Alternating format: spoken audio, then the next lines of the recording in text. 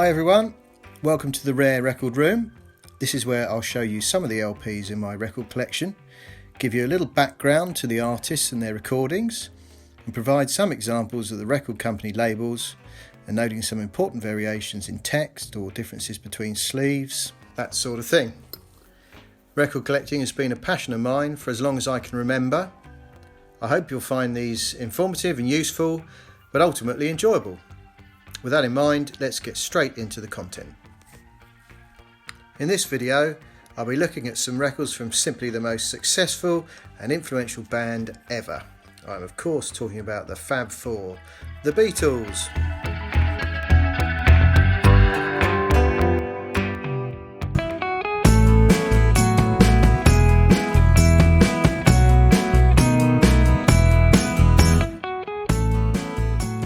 In today's episode, I'm going to turn my attention to the earliest stereo pressings of the Beatles' debut LP, Please Please Me, having previously covered the original mono pressings of this album on the Parlophone black and gold label design in an earlier video.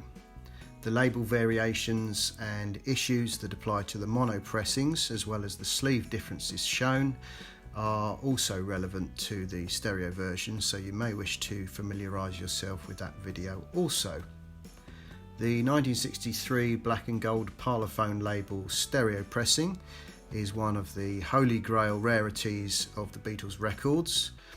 In my opinion, it's just as sought after and ranks alongside their other gems, such as a very low numbered copy of the White Album double LP, or a decent stereo copy of the earliest butcher sleeve version of the 1966 US album Yesterday and Today. The black and gold label mono copies of Please Please Me actually predate stereo copies, being released on the 22nd of March 1963, with the stereo copies available over a month later on the 26th of April. Like the mono copies, the stereo first pressings feature the incorrect publishing credit of Dick James Music Company for the songs I Saw Her Standing There, Misery, Do You Want to Know a Secret, and There's a Place.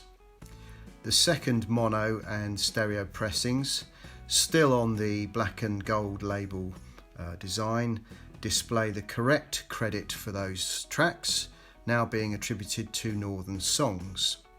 The Northern Songs credit subsequently appears on the later black and yellow Parlophone label pressings, as well as the late 1960s and 70s black and silver Parlophone label pressings. It is worth noting that the Lennon-McCartney songwriting credit was transposed as McCartney-Lennon on the LP Please Please Me.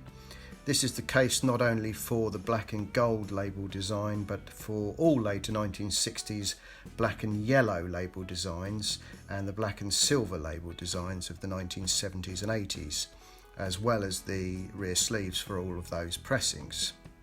Please Please Me in stereo has the catalogue number PCS3042. The label rim text features the wording The Parlophone Company Limited, printed in lowercase type, followed by an all rights reserved notice.